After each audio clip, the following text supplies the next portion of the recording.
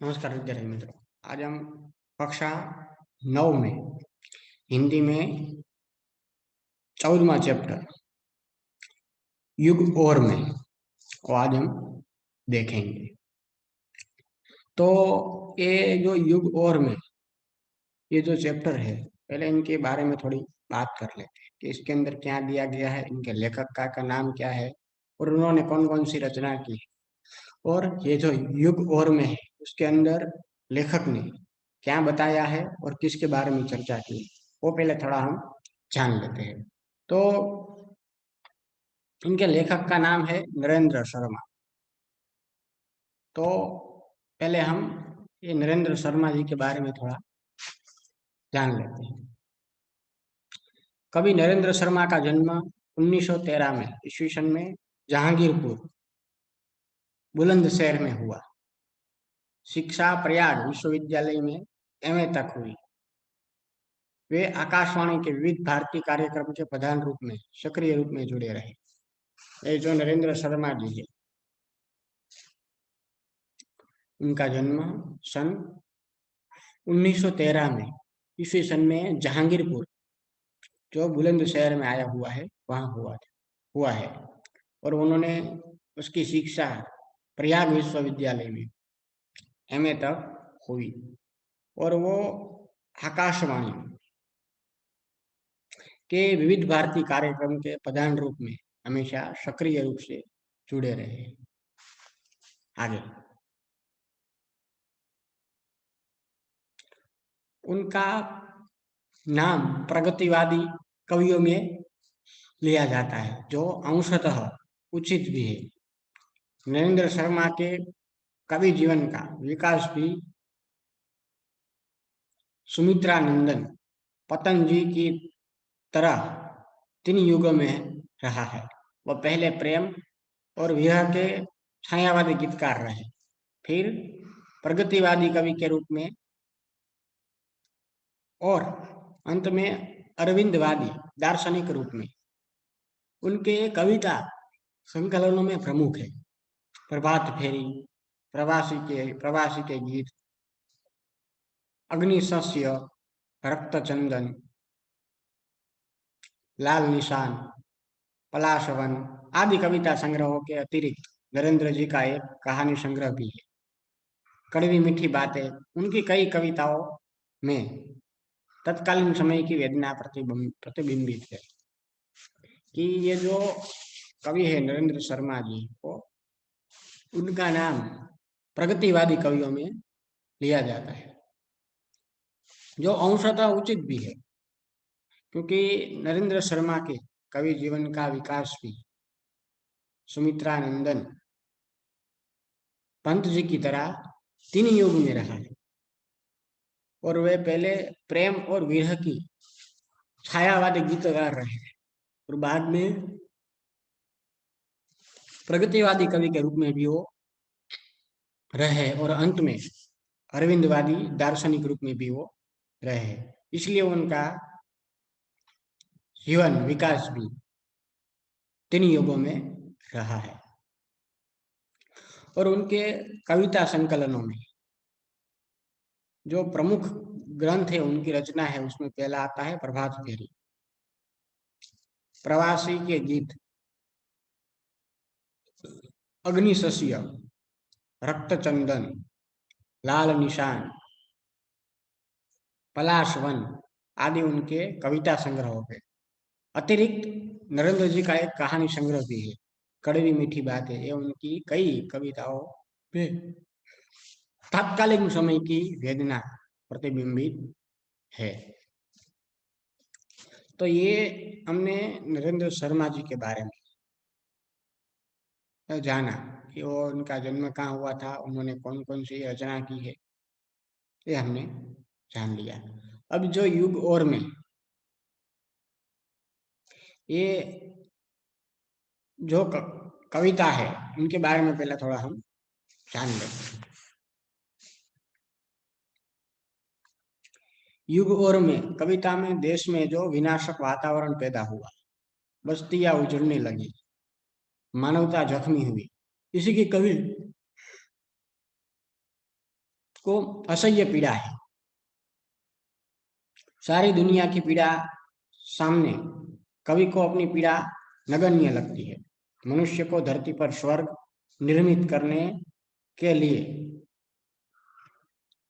परमात्मा ने हाथ दिए हैं, पर वे अपने देवत्व पैदा करने का ना काम अधूरा छोड़कर मनुष्य आत्मघाती बनकर एक दूसरे का पराभव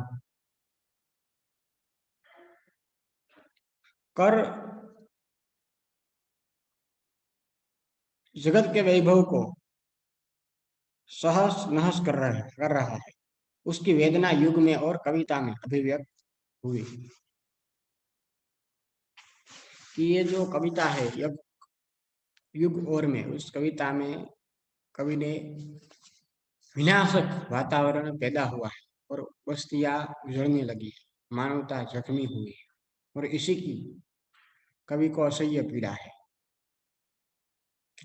कि सारी दुनिया की पीड़ा के सामने कवि को अपनी पीड़ा नगण्य लगती है, और मनुष्य को धरती पर स्वर्ग निर्मित करने के लिए परमात्मा ने हाथ दिए हैं, और वह अपने अपने में देवत्व पैदा करने का काम अधूरा छोड़कर मनुष्य आत्मघाती बनकर एक दूसरे का पराभव कर जगत के वैभव को तहस नहस कर रहा है। इसकी वेदना युग और में कविता में अभिव्यक्त। तो ये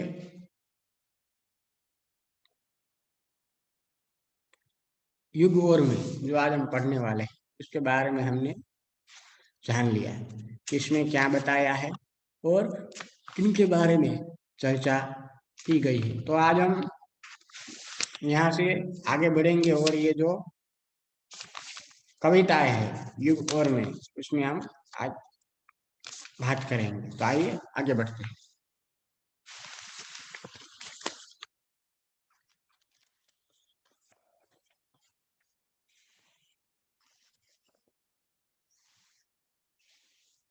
देखते हैं कविता।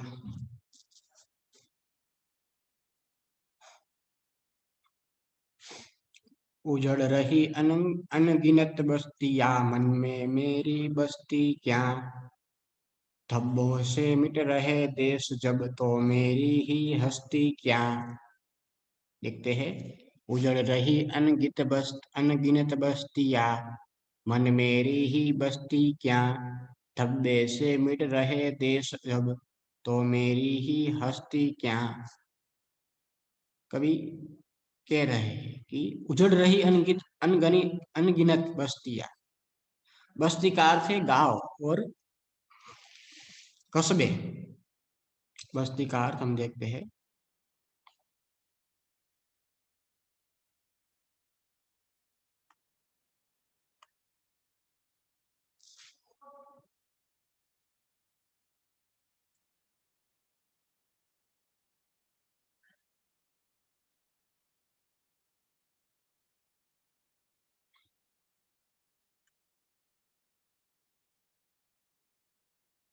गांव और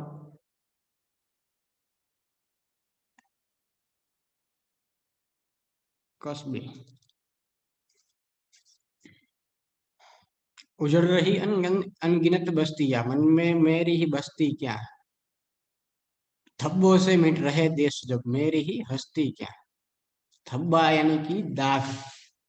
धब्बा का अर्थ है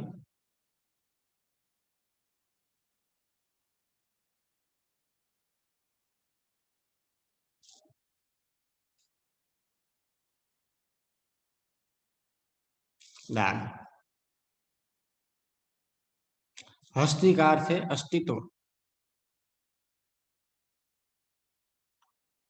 हस्ती यानी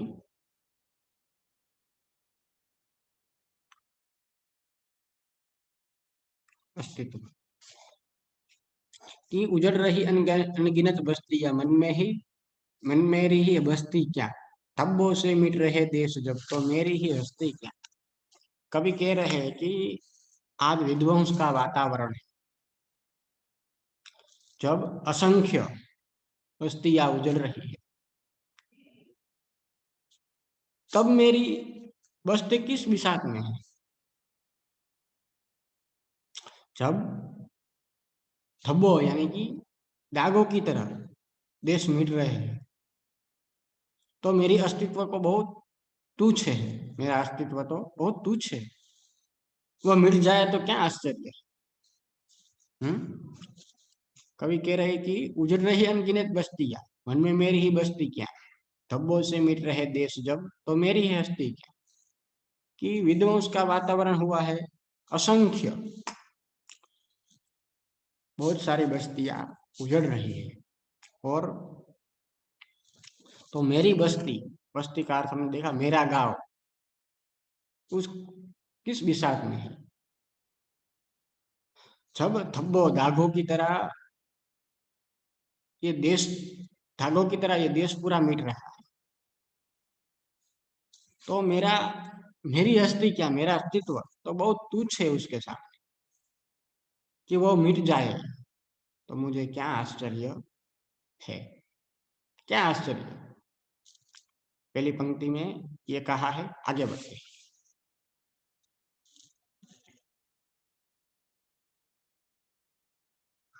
बरस रहे अंगार गगन से, धरती लंपटे उगल रही, निगल रही जब मौत सभी को, अपनी ही क्या जाए कहीं।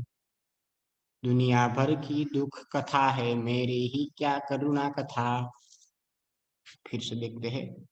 बरस रहे अंगार गगन से, धरती लपंटे उगल रही, निगल रही जब मौत सभी को, अपनी ही क्या जाए कहीं। दुनिया भर की दुख कथा है, मेरी ही क्या करुणा कथा।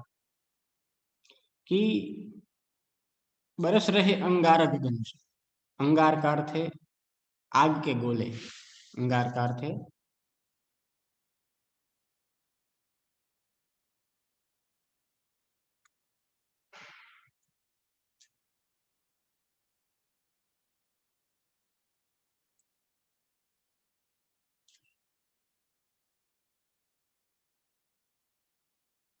आग के गोले।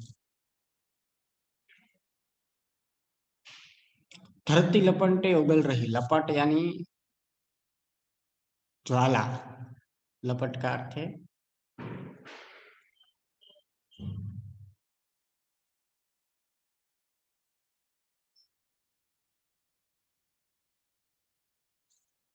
ज्वाला।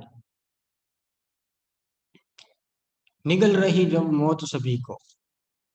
निगलना यानी लील जाना या खा जाना।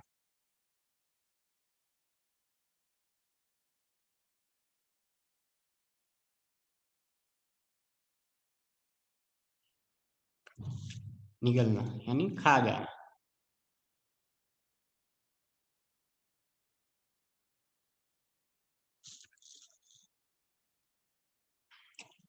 अपनी ही क्या जाए कहीं, दुनिया भर की दुख कथा है, मेरी ही क्या करुणा कथा।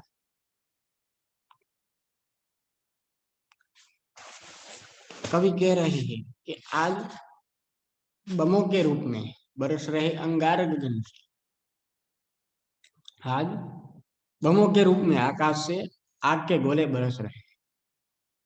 बरस रहे अंगार गगन से, धरती लपटे उगल रही, धरती से आग की ज्वालाएं निकल रही है।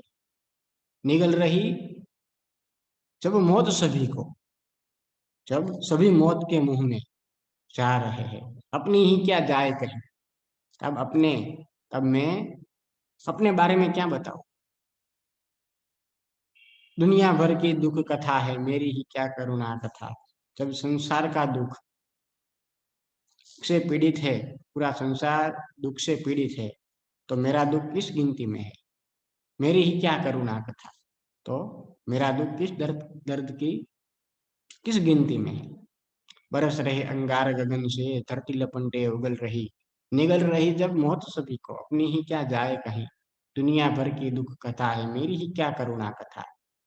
कि आज बमों के रूप में आकाश से आग के गोले बरस रहे हैं, धरती से आग की ज्वालाएं निकल रही है।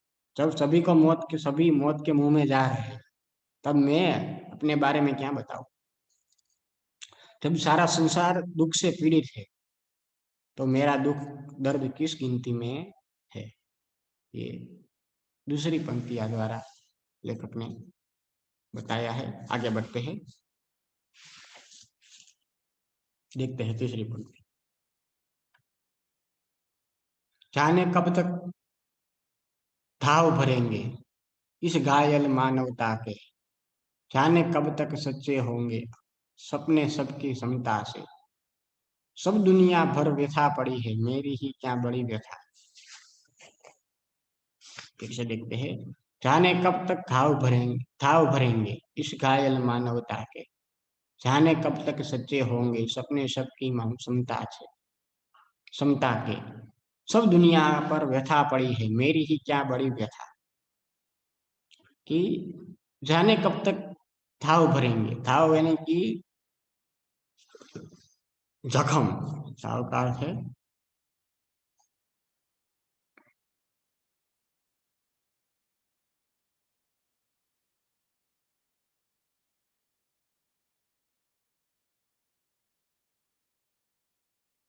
जख्म।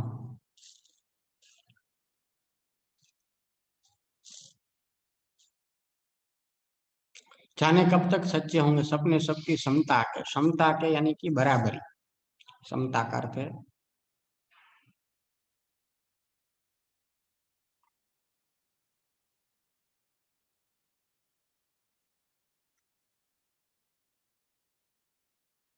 बराबरी। सब दुनिया पर व्यथा पड़ी है मेरी ही क्या बड़ी व्यथा। व्यथा का अर्थ है दर्द।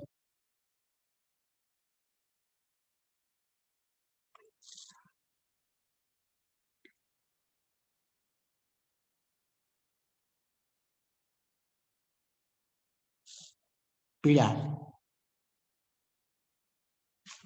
कि जाने कब तक घाव भरेंगे इस घायल मानवता के, जाने कब तक सच्चे होंगे सपने सबकी क्षमता से, सब दुनिया पर व्यथा पड़ी है मेरी ही क्या बड़ी व्यथा। कि घायल मानवता के घाव कब भरेंगे यह कोई नहीं जानता। हम्म। कि दुनिया के सभी लोगों की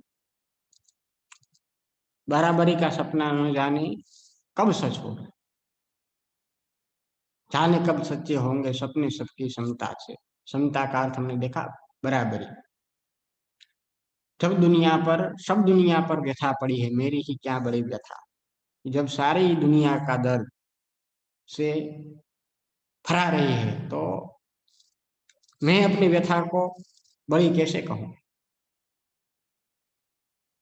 हाँ, सब दुनिया पर व्यथा पड़ी है मेरी ही क्या बड़ी व्यथा। जाने कब तक घाव भरेंगे इस घायल मानवता के, जाने कब तक सच्चे होंगे सपने सबकी समता से, समता के, सब दुनिया पर व्यथा पड़ी है मेरी ही क्या बड़ी व्यथा। कि इस घायल मानवता के घाव कब भरेंगे यह कोई नहीं जानता। दुनिया के सभी लोगों की बराबरी का सपना न जाने कब कब हो सच होगा। जब सारी दुनिया दर्द से फरा रही है तो मैं अपनी व्यथा को बड़ी कैसे कहूँ। ये ये पंक्ति द्वारा हमें कवि नरेंद्र शर्मा जी बता रहे हैं। अब थोड़ा आगे बढ़ते हैं। खोल रहे हैं सात समंदर डूबी जाती है दुनिया, ज्ञान था लेता था जिससे तर्क हो रही है वह दुनिया, डूब रही हो सब दुनिया जब मुझे डूबता गम तो क्या। कि कवि कह रहे हैं कि खोल रहे हैं सात समुंदर डूबी जाती है दुनिया, ज्ञान था लेता था जिससे गर्क हो रही है वह दुनिया, डूब रही हो सब दुनिया जब मुझे डूबता गम तो क्या। कि खोल रहे, खोलना यानी उबलना।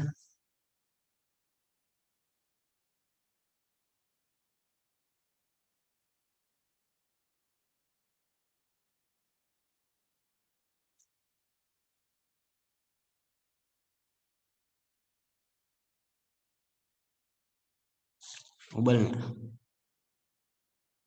खोल रहे हैं डूबी जाती है दुनिया। ज्ञान था लेता था जिससे गर्क हो रही है वह दुनिया। था लेता, लेना यानी गहराई मापना।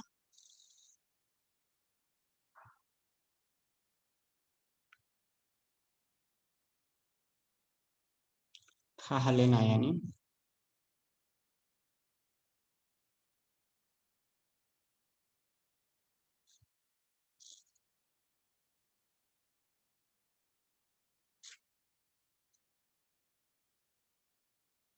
गहराई मापना। गर्क और हो रही है वह दुनिया। गर्क होना यानी डूबना।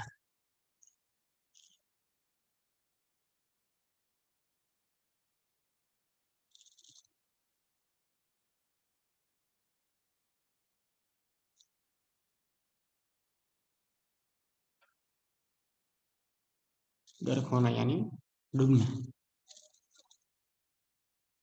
डूब रही है वो सब दुनिया जब मुझे गम तो क्या, गम यानी कि दुख।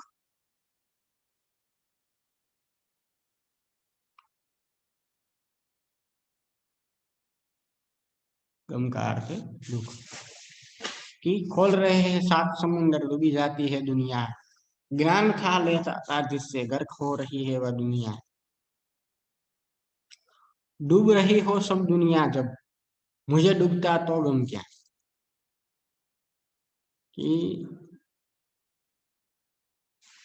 लेखक कवि नरेंद्र शर्मा जी कह रहे हैं कि ये पूरी की पूरी दुनिया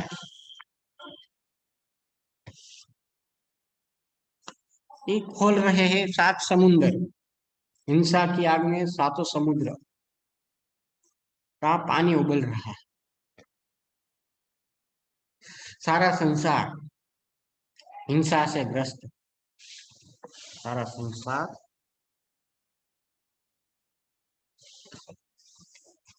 हिंसा से ग्रस्त है जिससे ज्ञान की गहराई का पता लगाया जाता था। कि खोल रहे सात समुद्र डूबी जाती है दुनिया। ज्ञान था लेता था जिससे तर्क गर्क हो रही है वह दुनिया।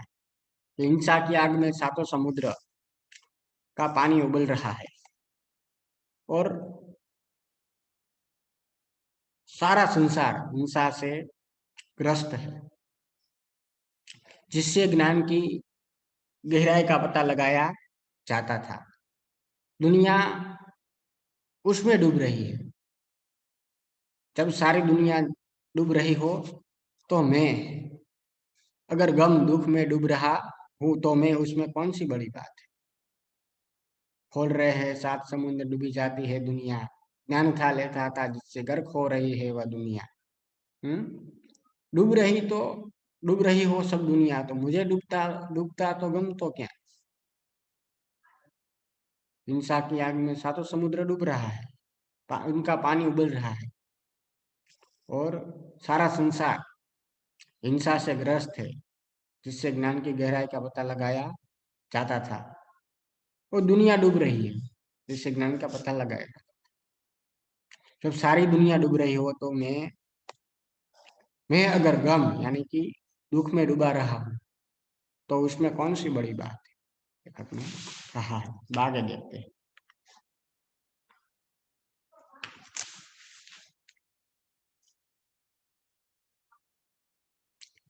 हाथ बने किस लिए, करेंगी ये भू पर मनुज स्वर्ग निर्माण। बुद्धि हुई किस लिए, कि डाले मानव जग जड़ता में प्राण। आज हुआ सबका उल्टा रुख, मेरा उल्टा पासा क्या। फिर से देखते हैं। ये हाथ बने किस लिए, करेंगे भू पर मनुष्य स्वर्ग निर्माण। बुद्धि हुई किस लिए, कि डाले मानव जग जड़ता में प्राण। आज हुआ सबका उल्टा रुख, मेरा उल्टा पासा क्या। हाथ बने किस लिए, करेंगे भू पर मनुष्य स्वर्ग निर्माण। बुद्धि हुई किस लिए, कि डाले मानव जग जड़ता में प्राण। जड़ता यानी बुद्धि का काम न करना। जड़ता का अर्थ हम देखते हैं।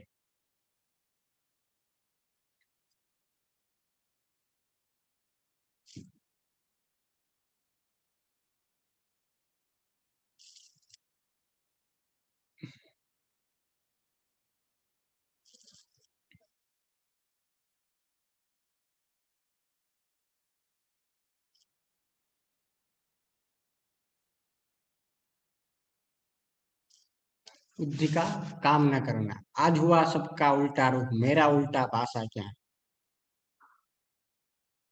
कि कवि नरेंद्र शर्मा जी कह रहे हैं कि ईश्वर ने मनुष्य को हाथ इसलिए दिए हैं कि वह धरती पर स्वर्ग का निर्माण करे। हाथ बने किस लिए, करेंगे भू पर मनुष्य स्वर्ग निर्माण। ईश्वर ने मनुष्य को हाथ इसलिए दिए हैं, हाथ इसलिए दिए हैं कि वो धरती पर स्वर्ग का निर्माण करे। बुद्धि हुई किस लिए, कि डाले मानव जग जड़ता में प्राण। के मनुष्य को बुद्धि किस लिए दी गई है, कि वह संसार को जड़ता अज्ञान से दूर करे। आज हुआ सबका उल्टा रुख, मेरा उल्टा पासा क्या। लेकिन आज सब बदल गया है। जब सभी की स्थिति दयनीय है, दयनीय हो गई है, तो मेरी दयनीयता किस विषाक्त में। हाथ बने किस लिए, करेंगे भू पर मनुष्य स्वर्ग निर्माण। बुद्धि हुई किस लिए, कि डाले मानव जग जड़ता में प्राण। आज हुआ सबका उल्टा रुख, मेरा उल्टा पासा क्या। कि ईश्वर ने सभी मनुष्य को हाथ किस लिए दिए हैं, कि वह धरती पर सड़क का निर्माण करे। मनुष्य को बुद्धि इसलिए दी गई है कि वह संसार को जड़ता यानी अज्ञान से दूर करे। लेकिन आज सब बदल गया है। जब सभी की स्थिति दयनीय हो गई है, तो मेरी दयनीयता किस विषाद में, मेरी दयनीयता किस विषाद में है? लेखक ने बहुत अच्छी पंक्तियों में कहा है। तो विद्यार्थी मित्रों, आज हम जो ये युग और में जो पद्य देख रहे हैं, उसमें आज के लेक्चर में हम ये 5वीं पंक्तियां तक रख रहे हैं। अगले लेक्चर में मिलेंगे, तब यहाँ से 6ठे की मानवता को ईश्वर बनाना था, निकली सृष्टि वश में लानी। काम अधूरा छोड़कर रहा आत्मघात मानव ज्ञानी। जब झूठे हो गए निशाने, तब मुझसे छूटे तो क्या। वो पंक्तियों के बारे में हम अगले लेक्चर में जब मिलेंगे, तब इसके बारे में बात करेंगे। तो आज के लेक्चर में हम यहाँ तक रख रहे हैं। यहाँ जो हमने शब्दार्थ बताए, वो आप लोगों को अपनी फेयरबुक में लिखना है। और नरेंद्र शर्मा जी जो इस कविता के पद्य के जो कवि है, रचनाकार है, उनका संक्षिप्त परिचय भी आप लोगों को अपनी फेयरबुक में लिखना है। और ये शब्दार्थ जो हमने यहाँ देखे, वो भी आप लोगों को अपनी फेयरबुक में लिखना है।